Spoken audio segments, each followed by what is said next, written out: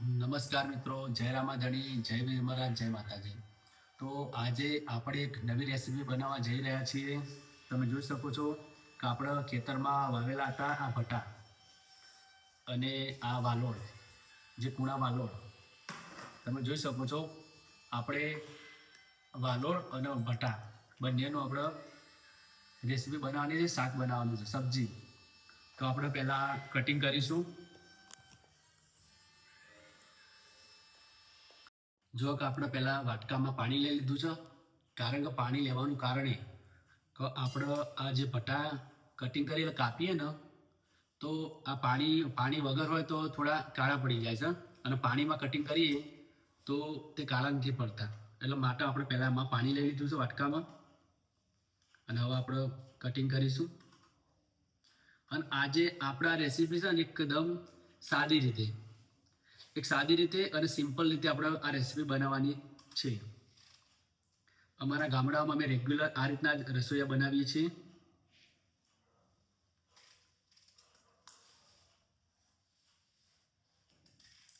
તમે જો કે આ કેટલું આ રીતના સફેદ, અને પાણી વગર હોય તો આ કાળું પડી જાય.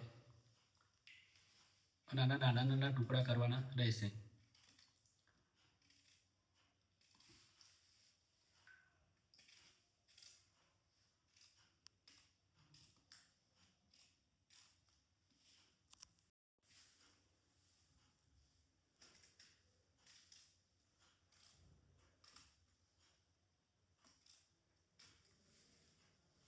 તમે જુઓ કે જે આ ભટ્ટો છે એના પર જે આ આવે ને એ નોર્મલી બધા આમ તો બધા કાપી નાખે છે, પણ આ રહ્યું આ સારામાં સારું.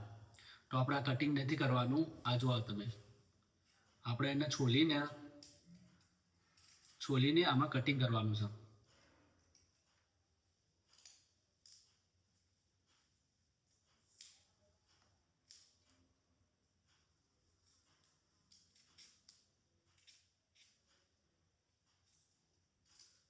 આ રહ્યું, આ વસ્તુ છે ને સારામાં સારી.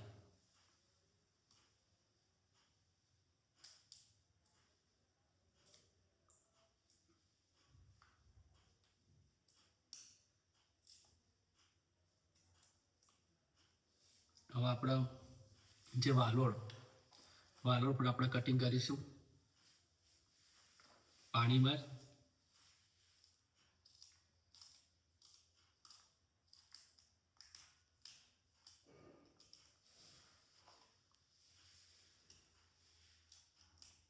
નોર્મલી સાઈડમાં કટિંગ કરવાના રહેશે, શેકાવામાં સરળતા પડે માટે. જો આપણે કમ્પ્લીટલી એક જ સાઈઝમાં કટિંગ કરી દીધા છે.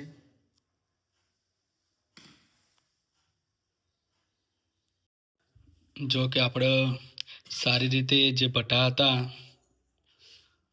અને વાલોળ એ નોર્મલી સાઈઝમાં કટિંગ કરી દીધા છે.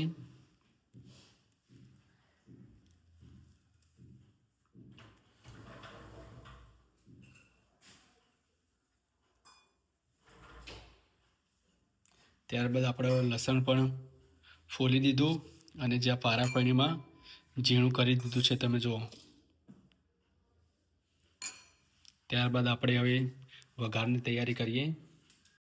તો મિત્રો, હવે આપણે વઘારની તૈયારી કરીએ. અને પહેલાં આપણે નમસ્કાર કરીશું, હાથ જોડીશું આપણા કિચનના, અને શરૂઆત કરીશું.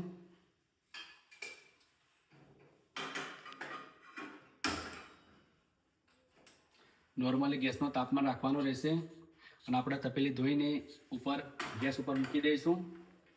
ત્યારબાદ આપણે એમાં તેલ એડ કરવાનું રહેશે. તો આપણે પહેલાં 3 ચમચી તેલ એડ કરી દઈશું પહેલાં.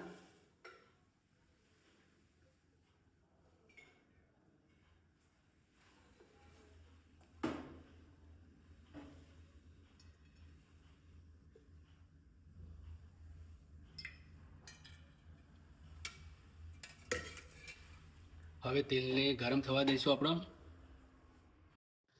આપણે જો જે લસણ જે અંદર ઝીણું કર્યું હતું પારાખણીમાં, તે આપણે હવે તેલ ગરમ થઈ ગયું છે, તો એમાં એડ કરવાનું રહેશે.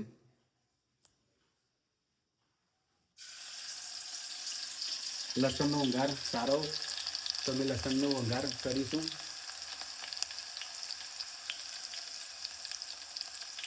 તમે લસણનો મિત્રો વઘાર કરશો ને તરસ આખી સ્મેલ જ અલગ ટાઈપની આવશે. જો આપણે લસણ અંદર એડ કરી દીધું છે. જો તમે આ લસણ એડ કર્યા બાદ તેને થોડું સાધારણ ગોલ્ડન કલરનું થાય, ત્યારબાદ વઘાર આપણો રેડી થઈ જાય. જો આપણે એ ગોલ્ડન કલરનું લસણ થઈ ગયું તમે જો, અને વધારે આપણે ગોલ્ડન ના થવા દે કારણ કે બળી શકે છે. અને તમે જોઈ શકો કે આપણે જે ભટા અને વાલોળ કટિંગ કર્યા હતા તે ધોઈ નાખ્યા છે પાણીમાં, અને હવે આપણે વઘાર તૈયાર થઈ ગયો તો આપણે આમાં એડ કરીશું.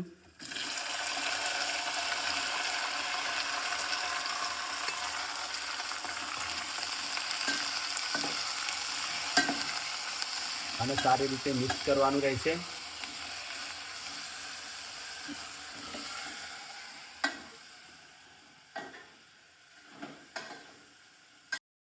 જો આપણે મરી લઈ લીધા છે અને થોડુંક જીરું એડ કરવાનું છે આમાં, અને આપણે પાલક પનીરમાં જીરું કરવાનું છે.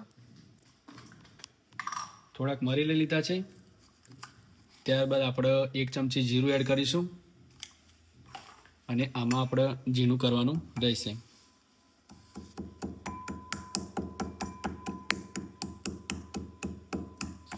જો તમે આપણે આટલી વસ્તુ લઈ લીધી છે અને હવે ઝીણી કરવાની રહેશે.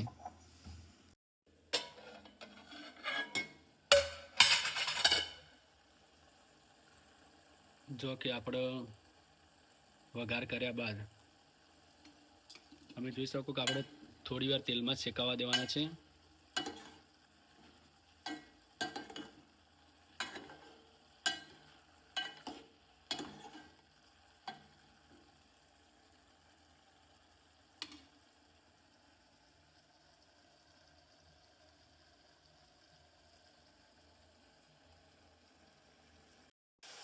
જો આપણે જે પારાફણીમાં જે આપણો મસાલો મરી જીરું ઝીણું કર્યું હતું એ આપણે હવે આમાં એડ કરીશું.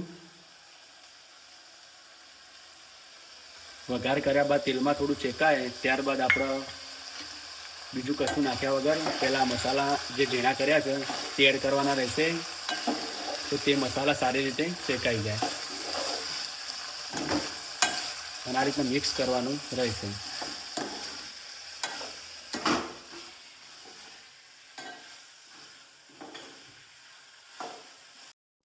જો આપણે હવે એક વાટકીમાં અલગ મરચું લઈ લેશું, 2 ચમચી મરચું,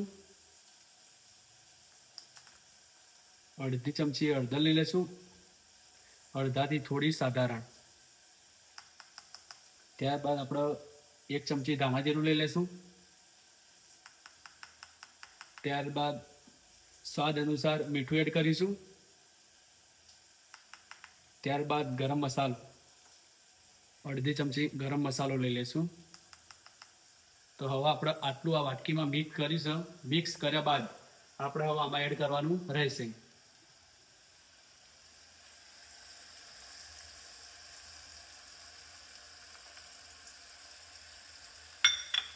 ત્યારબાદ આને આપણે સારી રીતે મિક્સ કરી દઈશું.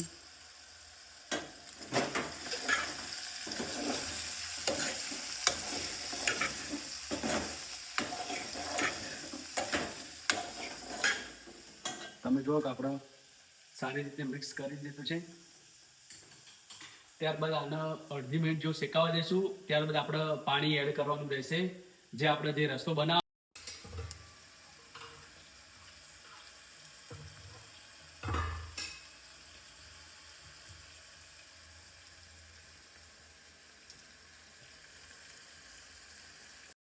અડધું પાવનું પાણી એડ કરીશું. આપણે રસો માપનું બનાવવાનું છે, અને તેલમાં 50% સબ્જી તેલમાં શેકાઈ જાય છે. તમે જો અડધું પાણી આપણે અડધો ગ્લાસ પાણી એડ કરી દીધું છે.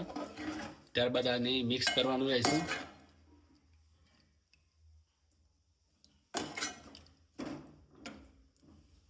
ત્યારબાદ આપણે હવે આને ઢાંકી દઈશું, કારણ કે સારી રીતે શેકાઈ જાય.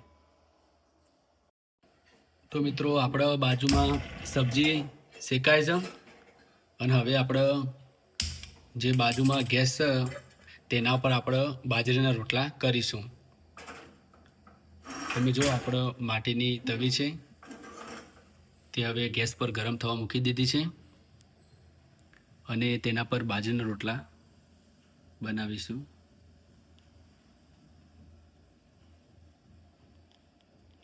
અને બાજુમાં આપણી સબ્જી પણ રેડી થાય છે. તો સબ્જી બનતા જ આપણે સાથે સાથે બાજરીના રોટલા બનાવીશું, કારણ કે ગરમ ગરમ બાજરીના રોટલા સાથે સબ્જી ખાવાની બહુ જ મજા આવે. આપણે બાજરીનો લોટ પહેલાં આ રીતના ચાળણીમાં ચાળી લેશું.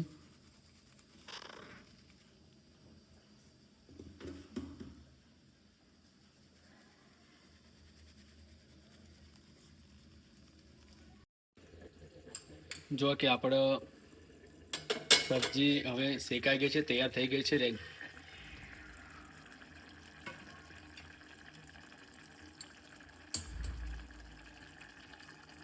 તમે જુઓ,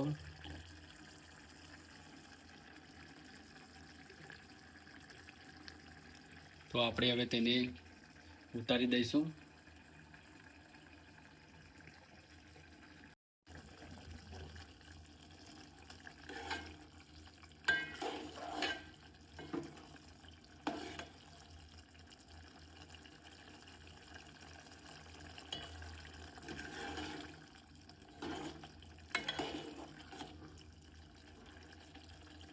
હવે આપણે તપેલીને નીચે ઉતારી દઈશું.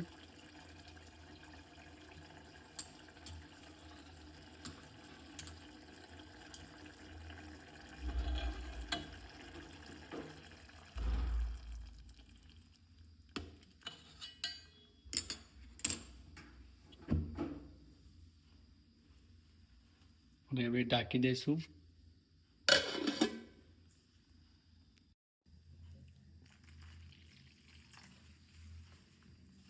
સાથે બાજરીનો રોટલો કાઢવાનું ચાલુ કરી દીધું છે.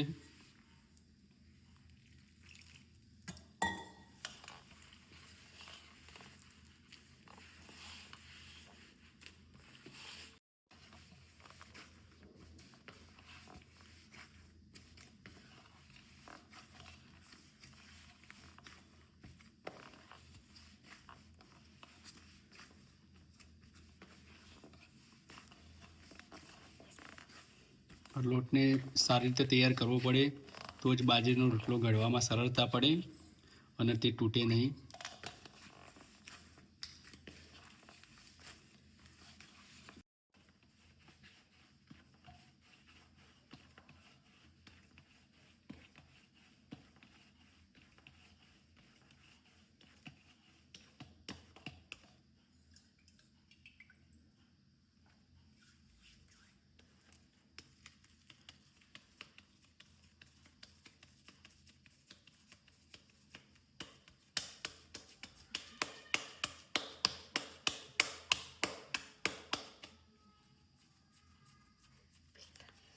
બાજુમાં તવી પણ આપણી ગરમ થઈ ગઈ છે. હવે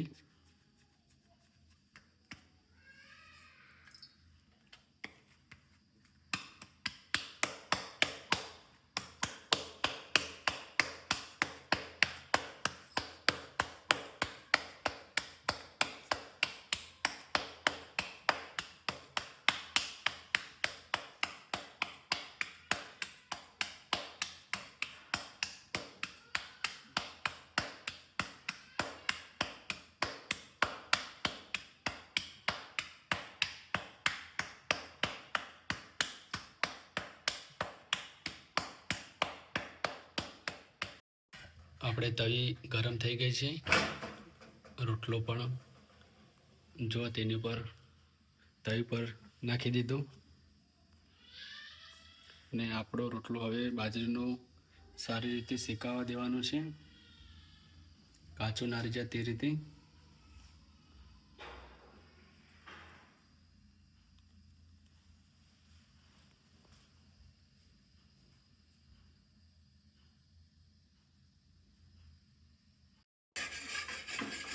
આપણે રોટલો પલટીશું. તમે જુઓ કે આ રીતના શેકાયો છે. હવે એને બીજી બાજુ શેકાવા દઈશું આપણે. તમે વિચારો મિત્રો કે આ રીતના બાજરીનો ગરમ ગરમ રોટલા સાથે કંઈ પણ વાનગી આપણે બનાવી હોય, કંઈ પણ રેસીપી બનાવી હોય તો ખાવાની બહુ મજા આવે છે.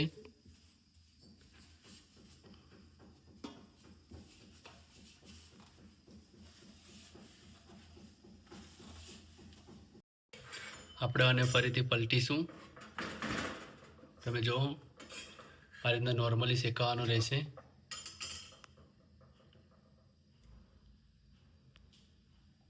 જો કે આપણો બાજરીનો રોટલો કમ્પ્લીટલી રેડી થઈ ગયો છે.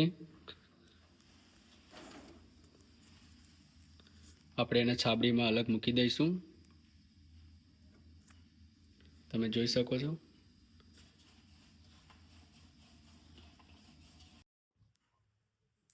જો મિત્રો આપણે બાજરીના રોટલા પણ રેડી થઈ ગયા છે.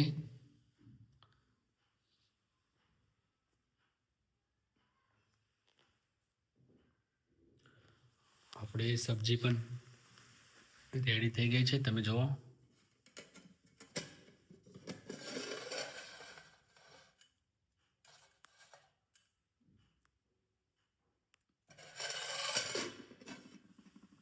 અને સાથે આપણે એક ગ્લાસ છાશ પણ લીધી છે. તમે જુઓ. તો મિત્રો આપણે હવે જે રેસીપી બનાવી છે તો આપણે હવે તેનો ટેસ્ટ કરીશું. તમે જુઓ કે સબ્જીનો કલર પણ તમે જોઈ શકો છો કેટલો સરસ છે. હવે આપણે સબ્જી ટેસ્ટ કરીશું.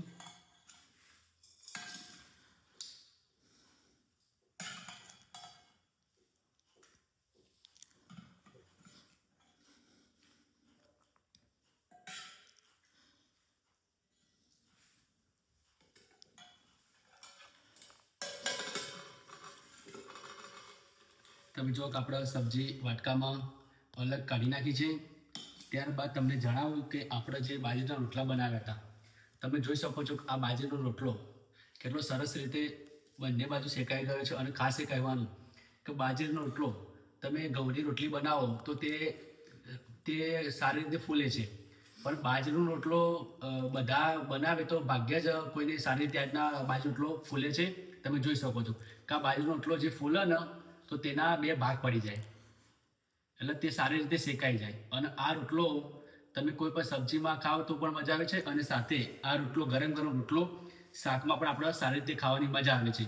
અને બીજું કે સાથે આપણે છાશ જો આપણે છાશ ઘરની છાશ ઘરની ભેંસની છાશ બનાવેલી છે તે પણ આપણે એડ કરી છે. અને એ છાશ અને રોટલો એ પણ ખાવાની મજા આવે. તો મિત્રો આપણે હવે રેસીપી ટેસ્ટ કરીએ.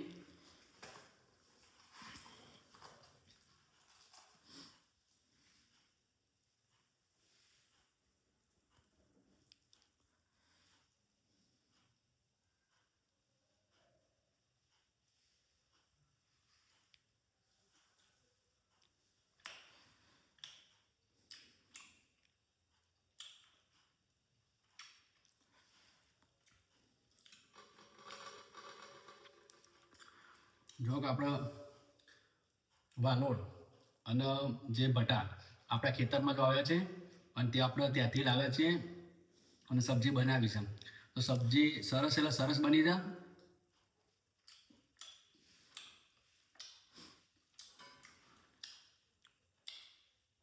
મિત્રો સબ્જી ટેસ્ટવામાં સરસ એટલે સરસ બની જાય. તમે સામાન્ય રીતે આ રેસીપી બનાવવા માટે કોઈ સામગ્રી વધારે જરૂર પડતી નથી. તમે રેસીપીમાં જોઈ જ છે મિત્રો.